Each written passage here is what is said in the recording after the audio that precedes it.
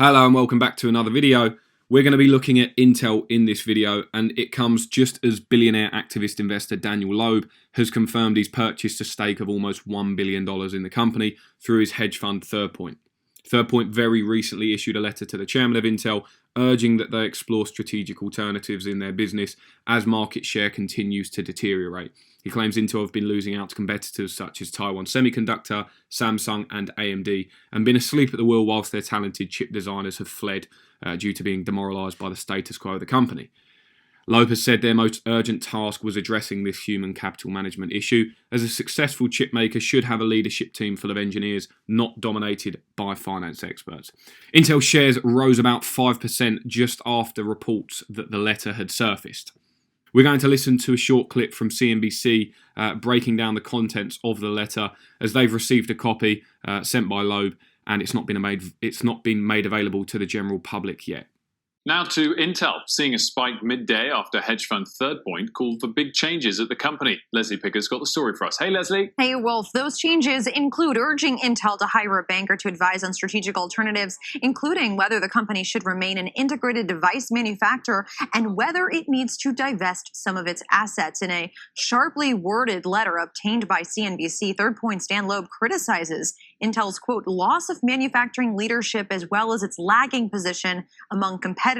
Loeb notes that Intel is at risk of losing customers as well as talent despite rewarding management with, quote, extravagant compensation packages. Notably, Third Point says that it is preserving the option to nominate directors to the board if Loeb senses a reluctance to work together to address his concerns. So quite a warning shot there. Now, the size of Third Point's stake in Intel is not disclosed in the letter, nor in SEC filings just yet, but Reuters is reporting it's worth about $1 billion, which is just about half a percentage point of Intel's market cap. In response, Intel says it, quote, welcomes input from all investors regarding enhanced shareholder value, and goes on to say it looks forward to engaging with Third Point and their ideas towards that goal. Guys.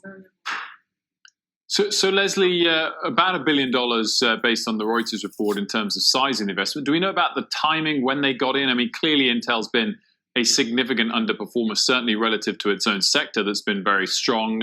Whereabouts are Third Point relative to profit or loss at this level? It's a good question. So we went back and checked their latest 13F filing, which is as of the end of the third quarter, so September 30th or so. It wasn't listed as a holding at that time. So perhaps somewhere between now or then and now, they were acquiring this stake. Now, Third Point is up over 12% in the year. So they are doing quite well. They've taken, somewhat of a tilt toward tech and media in recent months and throughout the course of this year. And that, of course, has helped them perform this year. But certainly today's boost should be helping with a gain of about 5%. As I mentioned, he has about a 0.5% stake at that $1 billion amount. He could potentially acquire more from there. He could be teaming up. We don't know, but this is also something that's common with other investors to try and, have more power in the proxy fight if it comes down to that. Interesting, though, because oftentimes, and this was true with the Disney letter earlier this year, oftentimes we don't see this type of strong language in these letters. The fact that, he's saying he's expecting reluctance right out of the gate and saying that if we sense that reluctance, we reserve the right to nominate directors to the board and try and institute some of these changes. So that is an interesting tone, and it'll be one to follow, I think, in 2021. Okay, very interesting clip from CNBC there, but this begs the question, why has Dan Loeb not only invested in Intel, but by the looks of his current portfolio made it his largest equity position? Well, apart from the low valuation and fairly solid financials that we will touch on later in the video, Dan Loeb seems to be suggesting a few reasons for the large purchase. So firstly, patriotic reasons, fears that the US will become more dependent on East Asia for everything from PCs to data centers to critical infrastructure. Secondly, the potential to unlock significant shareholder value. So Third Point believe Intel can produce great shareholder returns from the price that they've bought at if they explore alternatives to production, manufacturing, and the structure of the business. Also, he doesn't mention it in the letter, but I'm sure the fact that Intel is now selling below 10 times PE and a 10% free cash flow yield, essentially the cheapest it's ever been in 5 years, has something to do with it as well. At this price, the company only needs to grow at a single-digit rate to be a successful investment for Third Point from here, which we'll cover in the DCF. Now, there obviously is a lot more meat on the bone than covered in the letter, and I'll cover some of my concerns and positive catalysts for Intel in a moment. But first, if you don't know who Dan Loeb or Third Point are, let's quickly look at his portfolio. And as you can see here, he has an equity portfolio of around $10 billion made up of 46 stocks. He's made quite a few big bets this year, most recently being PG&E, Alibaba and Alibaba and Amazon. But most notable was Disney. He released a similar letter to the board of Disney as he did with Intel very recently, requesting that they scrap the dividend forever and reinvest it into their streaming service, which has by far the highest potential return of all the business units. Since the letter and disclosure that Third Point had amassed a large stake in Disney, the stock has rose around 45%. So could there potentially be a similar effect with Intel? As you can see, if the $1 billion stake is accurate in Intel, it would make Intel Third Point's largest holding, and you could probably take from that that it's their highest conviction bet, as in normality, a hedge fund's largest position is usually its high conviction bet of producing shareholder returns.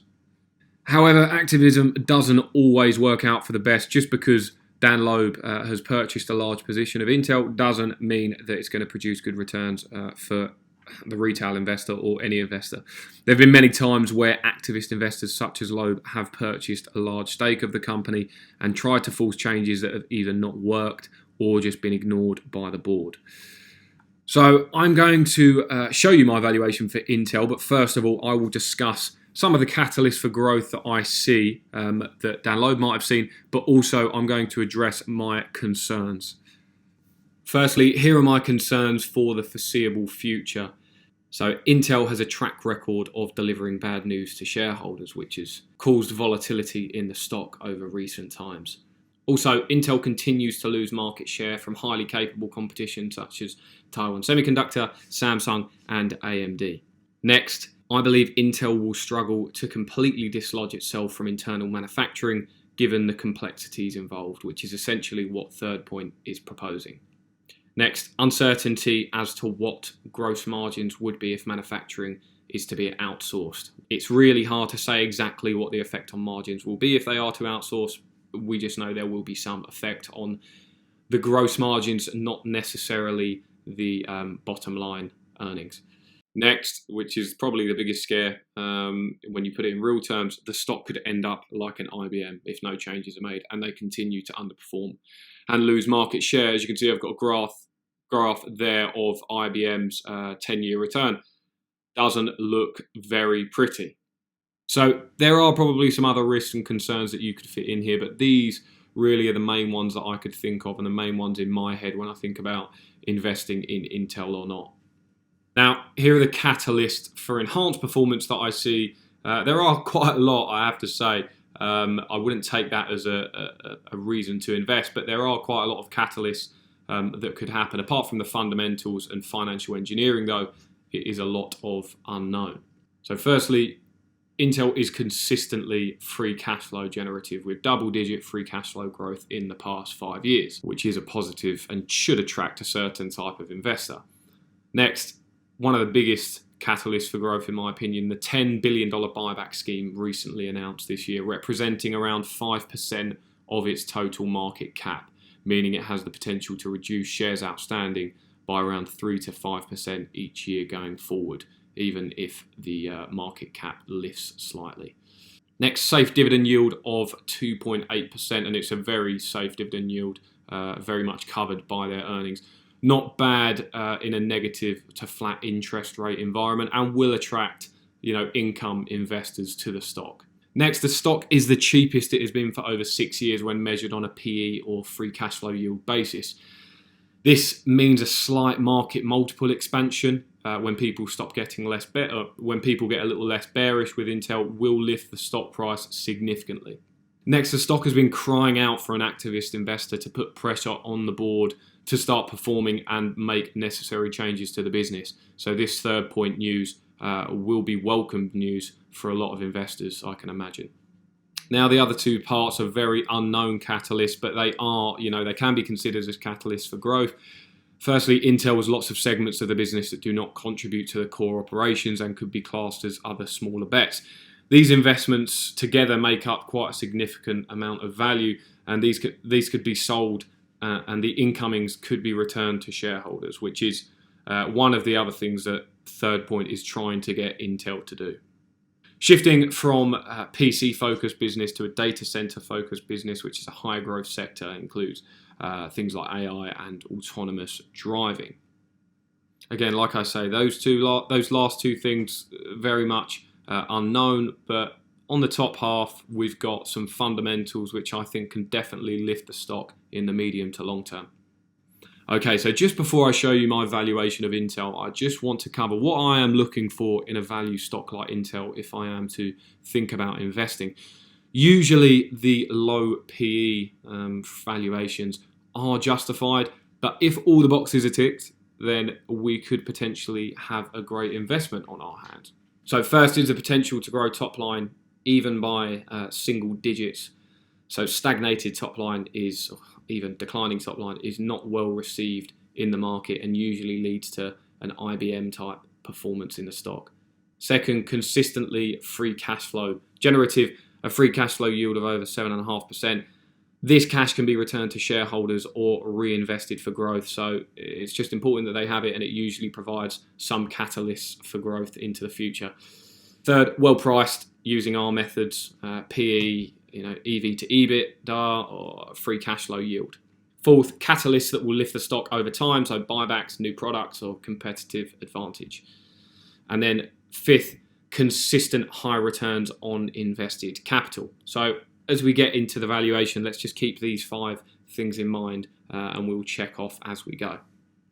So here is my DCF of Intel with some pretty simple assumptions. At this point, I'm not going to be making assumptions on Intel outsourcing its manufacturing, as it's unknown what the effects on margins will be, as we discussed, as well as the growth it would be able to achieve on top line if adopted.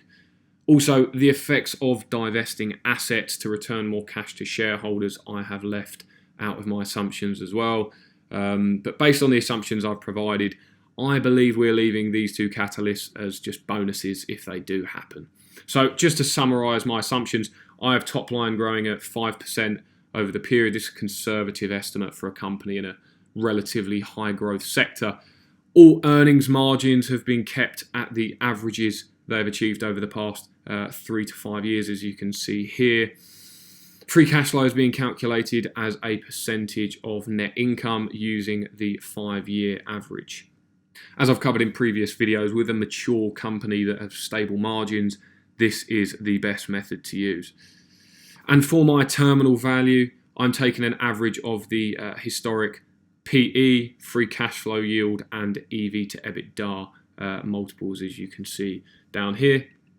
And that gives us a collection of terminal values there, and we're just going to take the average. If you favour one metric, you can always single that one out. However, in this scenario, I think an average is suitable. And that gives us an average terminal value in 2025 around 360 billion. So altogether, not outstanding growth, but definitely a lot of cash flow for us to receive. If we think back to what we wanted to see in a value stock like Intel and just check it off, so we had top line growth, however small it is, we just don't want to see declining revenues, and we've got that 5%. We expect them to have, they've had 7% over the 5 years. Constantly free cash flow generative, yeah, definitely. Well priced using our metrics, check. It's now the lowest it's been for 5 years, as you can see by all the metrics down below. Catalyst that will lift the stock. We've definitely got that with the buybacks and the other stuff that we mentioned, but if we're just basing on the DCF, that the buybacks, 10 billion a year are enough of a catalyst to lift the stock price over the medium to long term. So we've got that there. Consistent high returns on capital, ideally in the high teens. Now, We haven't got that in here, I haven't included it in the spreadsheet, but I'll pull up something now that shows you that they are achieving higher than the high teens on average over the past 5 years. So that checks all the boxes for us now. So we can now continue to look at Intel as an investment opportunity. Now, one thing I do want to point out for Intel is the 5-year return that we have, or the 5-year return that it has provided. Whilst the stock has been hailed as a complete failure recently and a bad investment, if you actually held throughout the 5-year period, through the ups and downs, you would have made a 12% internal rate of return. And with dividends, that's actually a 14.5% annual rate of return, even with the big drop this year of around 16%. Now that's definitely a market beating return and not too bad. I think a lot of people would take 14.5% over 5 years. If you held for the 4 years and sold before the recent sell-off, your return would have been closer to 18 to 20% annually. So maybe not as bad as everyone has led to believe if you held over a long-term period, which is what we do here. Okay, so let's now turn our focus to the DCF down here. As you can see, based off of a 15% discount rate, which I would say is suitable for Intel due to the uncertainty and the volatile nature of the stock, we have an intrinsic value of $68 per share, which by my calculations means that the stock is currently 39% undervalued. If we look, the main driver of the returns is the huge buybacks they are doing.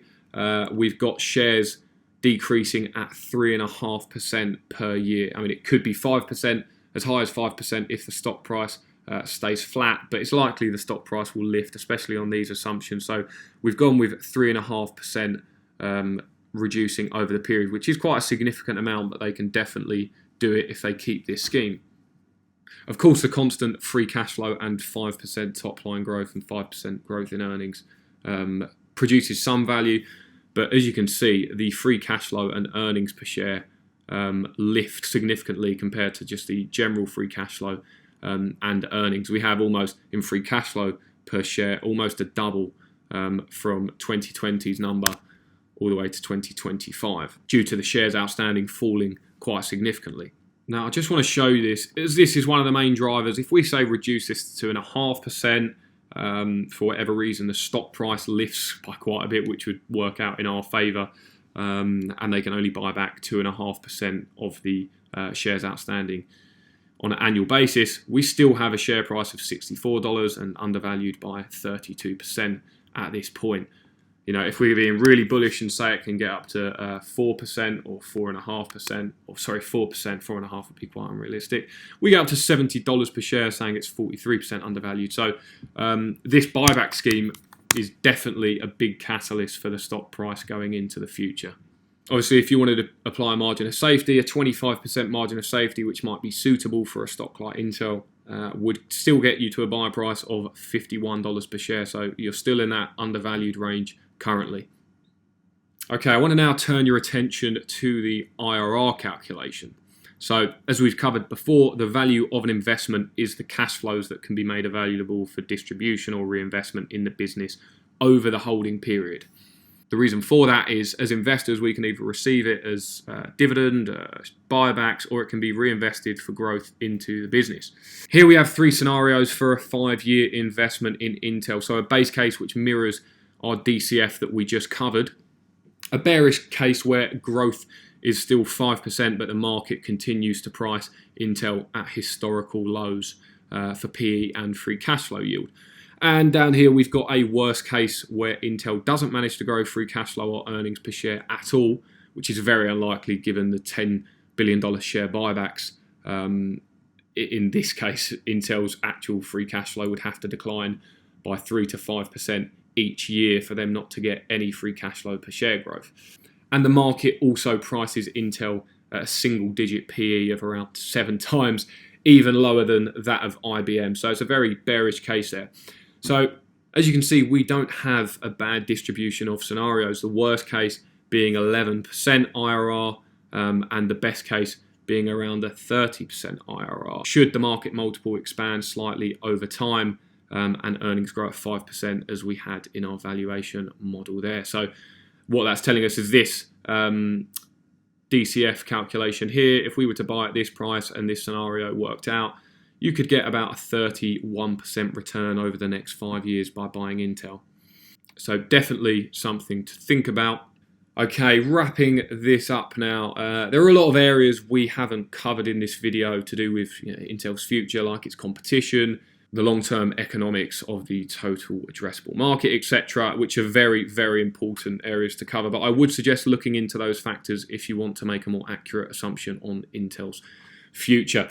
This DCF was really just demonstrating how you could earn a good return off a not so exciting growth story just due to the attractive valuation of Intel currently. Of course, there are a lot of risks and uncertainty with Intel, and risk and uncertainty is something that we should look to avoid as rational investors. However, the low valuation and the catalysts that we mentioned for the stock, such as Third Point's activist position and the $10 billion buyback scheme, make it a compelling bit of research in my opinion. You have to really weigh up whether this fits into your investing philosophy and your portfolio, and use this as a bit of research to make a decision on whether to buy or not. Personally, I am going to wait it out a little bit longer and see how the Third Point and Intel relationship progresses, as Third Point is proposing some very big changes. I'm not sure I can quite grasp how they will affect the business over the long term.